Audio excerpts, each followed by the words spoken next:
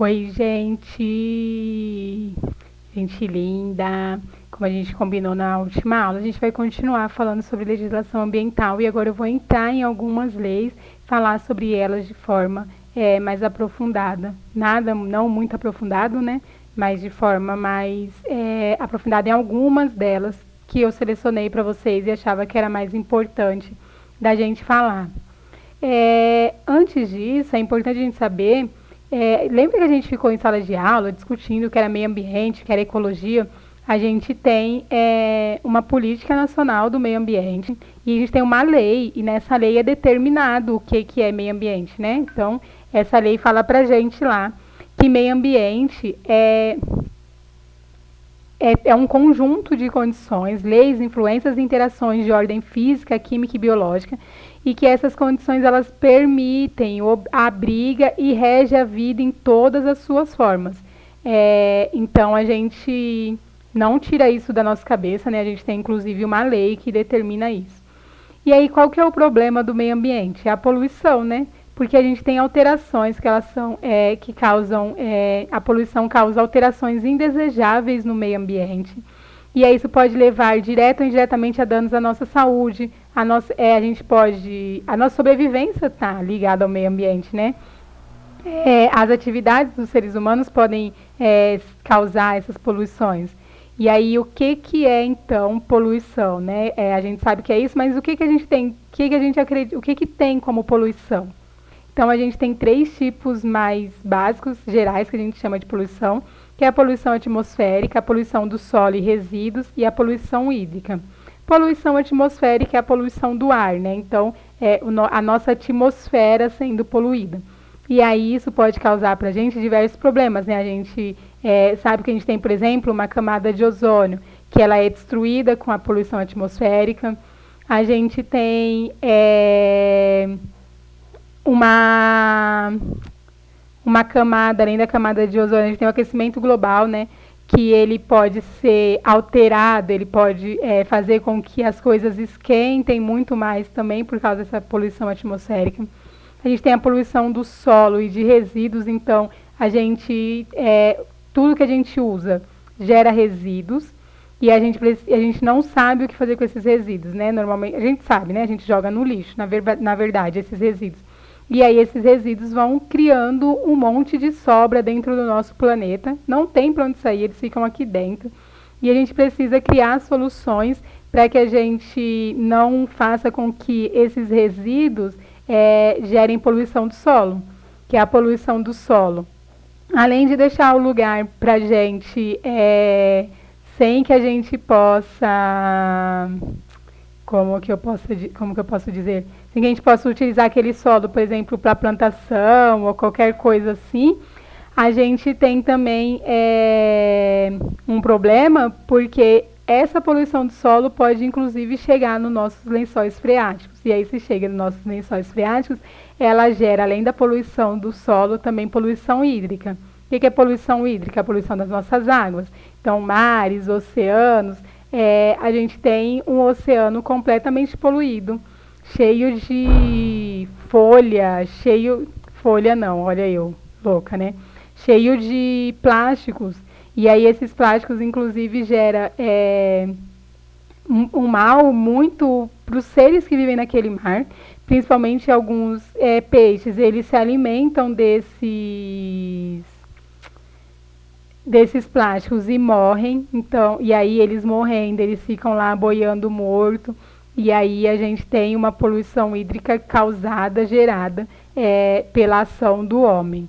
Então a gente tem lá, né, poluição atmosférica, que é a poluição do nosso ar, poluição do solo, que pode gerar um solo infértil, né, um solo em que a gente não pode produzir nada nele. Inclusive, não é nem só plantação, né?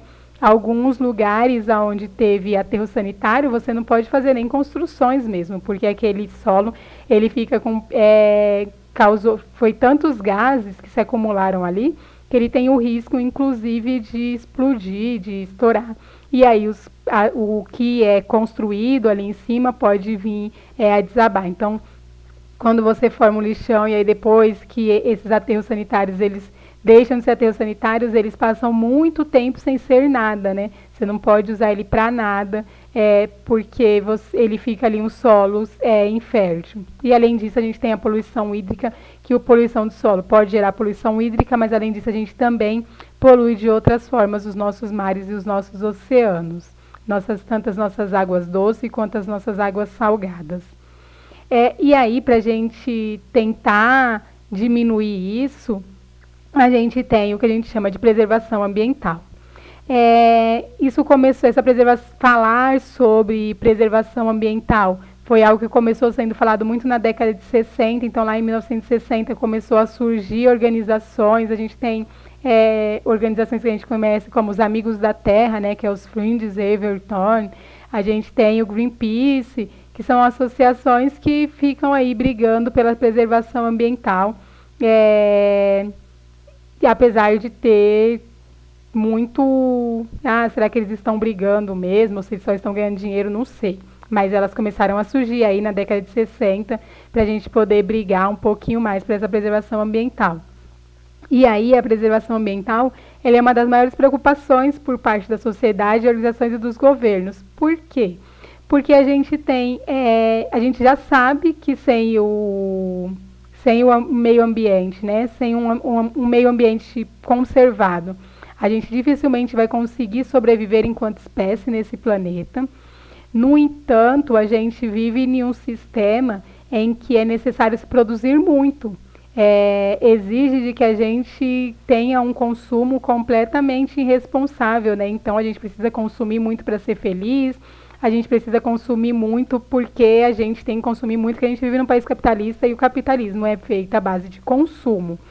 E aí, se a gente não consome muito, a gente não está dentro desse patamar, né? Então, tá ali todo mundo consumindo muito o tempo inteiro, recebendo muita informação para consumir o tempo inteiro. Apesar disso, a gente tem que, se a gente continuar nesse ritmo frenético de consumo, a gente não vai sobreviver aqui como espécie por muito tempo. Então, as pessoas...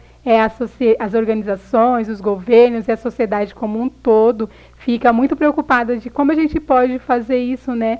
Que é aquela conversa que a gente teve na aula de desenvolvimento sustentável, como a gente pode se desenvolver e, ao mesmo tempo, a gente pode também crescer, a gente pode preservar o nosso ambiente, a gente pode continuar dando uma vida aqui e ter uma vida de qualidade, né? Apesar da gente ter muitas leis que falam sobre isso, a gente tem uma infinidade de reuniões que ocorreram mundialmente, Estocolmo, Rio+20, a gente tem um monte de reuniões que foram acontecendo, a gente vai falar sobre essas reuniões, não hoje, mas numa outra aula a gente vai falar um pouco sobre isso, a gente tem pouquíssimos resultados. Então a gente tem muita coisa, muita gente sabe, a gente sabe que a gente precisa fazer, a gente tem um monte de leis que foram feitas, a gente tem um monte de metas para bater, mas as nossas metas não estão chegando nem perto. A gente não está nem perto do que a gente concordou que a gente teria que fazer para que a gente tivesse um mundo melhor em questão ambiental. As legislações brasileiras, elas são ótimas, elas são uma das mais completas do mundo que a gente tem, no entanto, elas são muito pouco cumpridas. Então, a gente tem uma legislação muito boa e aí ela acaba sendo pouco cumprida, o que afeta muito o nosso desenvolvimento sustentável. Mas essas leis, elas são ótimas de existirem porque é elas que vão garantir a preservação do nosso patrimônio ambiental. Então, a gente só pode preservar o nosso patrimônio se a gente tiver pelo menos leis que ditem isso. Apesar de a gente não estar fazendo, é algo que a gente pode fazer, porque a gente tem lei para isso. Se a gente não tiver a lei, é pior ainda, né? Então, vamos falar um pouquinho sobre essas leis, já que a gente entrou nesse assunto aqui. A gente tem a primeira lei, que é a Lei da Fauna Silvestre, que é uma lei de 1967, ela é a Lei 5.197, e aí ela classifica como crime você perseguir e apanhar animais silvestres, fazer caça profissional. Então, a caça pessoal, em alguns estados, de algumas formas que elas são feitas, ela é permitida, mas de forma profissional, não. Você não pode caçar, por exemplo, o crocodilo para vender a pele dele. Isso é proibido. comércio da espécie da fauna silvestre também é proibida. E aí os produtos derivados de caça também é proibido. E aí por que que essa lei ela é importante? Primeiro que a gente viu lá, né? Os chineses lá se alimentando de animais silvestres o tempo inteiro. E estamos nós aqui como estamos. Além disso, essa lei ela também é muito importante porque ela proíbe que você introduza espécie exótica. O que é espécie exótica? Espécie que não faz parte do nosso ambiente. Então, por exemplo, a gente vive em São Paulo e vamos supor que em São Paulo não exista crocodilo. A gente não pode introduzir no nosso ambiente crocodilo aqui, porque o nosso meio ambiente não daria conta de lidar com esse crocodilo e ele geraria diversos... agrediria o nosso meio ambiente. Então, é proibido que você faça isso. Apesar de a gente ter espécies exóticas, mas isso é proibido. E aí eu falei para vocês da caça, né, que é só profissional que é proibida e a pessoal, né, amadora, ela é permitida, mas ela é permitida com a autorização do IBAMA. Então você não pode simplesmente, eu vou entrar lá e vou caçar. Não, tem que ter autorização do IBAMA para fazer isso e tudo mais. E a exportação também de peles e couros de anfíbios e répteis, ela é proibida. Então você não pode exportar, por exemplo, pele de sapo, pele de crocodilo, nada disso pode ser importado. Se existe é de forma criminosa, de forma legal, isso não pode estar existindo. Por causa dessa lei de fauna silvestre. Foi a nossa primeira lei, deu o que dizer, deu o que falar, mas aí foi caminhando, né? Depois dela veio a Lei de Áreas de Proteção Ambiental, que foi em 1981. E aí a Lei de Proteção Ambiental é muito legal porque ela cria estações ecológicas. E aí, então, por exemplo, você fala bem assim, a gente tem a floresta amazônica. E aí a floresta amazônica está sendo usada, né? As pessoas usam floresta amazônica para criar gado, as pessoas usam floresta amazônica para plantar soja, as pessoas usam a floresta amazônica para fazer uma infinidade de coisas. No entanto, existem dentro da floresta amazônica algumas estações ecológicas, e essas estações ecológicas elas não podem ser mexidas. Elas são áreas 100% preservadas. Na verdade, você pode utilizar 10% dessa área para estudo científico. Não é para outros fins que não sejam fins científicos. Então, 10% da área ainda pode ser usada para estudos científicos. E criou também as APAs, que são as áreas de proteção ambientais. E aí, elas podem ser privadas. Então, você pode falar bem assim, eu quero ter uma APA. Você vai lá e compra uma área. E essa área ela é determinada como APA, que é uma área de proteção ambiental, ela não pode ser... E aí o governo tem APAs, às vezes quando você anda pela estrada, tem lá escrito área de proteção ambiental, que é uma área que você não pode mexer. E aí ela é uma área que o poder público limita as atividades econômicas para fins de proteção ambiental. Então você não pode ter nenhuma atividade econômica ali. Você pode ter uma propriedade... uma APA, mas você não pode se desenvolver economicamente naquela área. Tem um monte de gente que acha muito interessante isso, né? Gente com muito dinheiro, né? Que acha essas áreas muito interessantes e compram áreas para serem APAs, áreas de proteção ambiental. Então a pessoa tem muito dinheiro e fala bem assim, eu vou comprar aquilo ali. Tem uma parte ali que você pode construir, sei lá, uma casa para você ir visitar ela, mas você não pode... usar aquilo para atividade econômica, isso de forma alguma.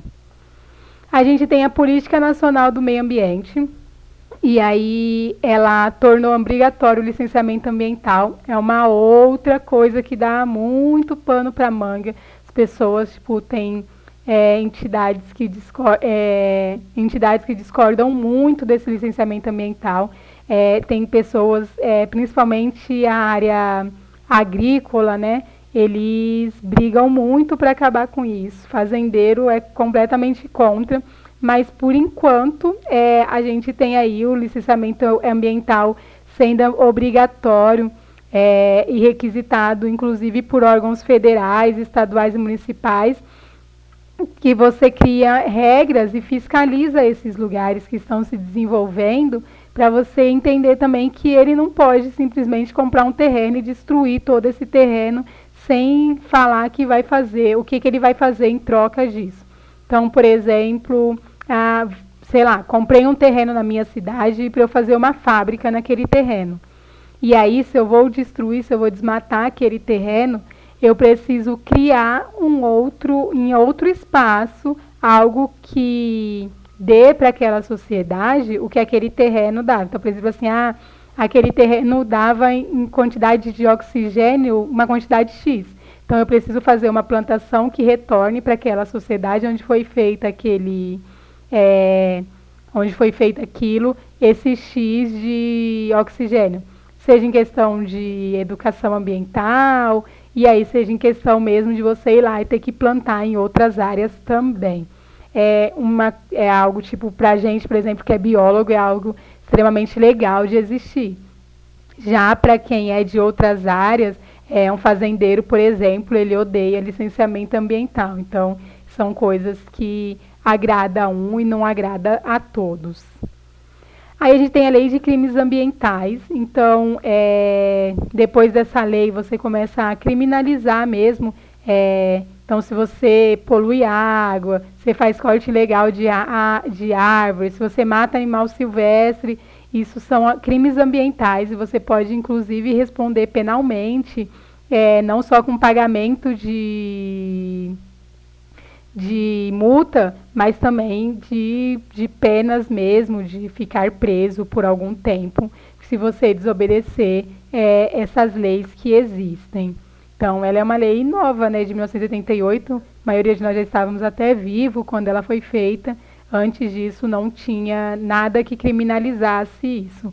Agora a gente já tem. É uma briga dessas sociedades aí, da sociedade civil, dessas organizações que vão se juntando e brigando porque acha que, sei lá, né, que as indústrias e o comércio e o agronegócio já chegou no nível de que, tipo, a gente precisa intervir de alguma forma. A gente tem a lei de recursos hídricos, e aí ela é uma lei voltada basicamente para as águas mesmo, né, para o cuidado da água. Ela define a água como um recurso natural limitado, que tem um valor econômico e que ela pode acabar se a gente não cuidar, então a gente precisa cuidar. Então, ela fala de produção de energia, ela fala do transporte, ela fala de lançamento de esgoto, ela fala do consumo humano.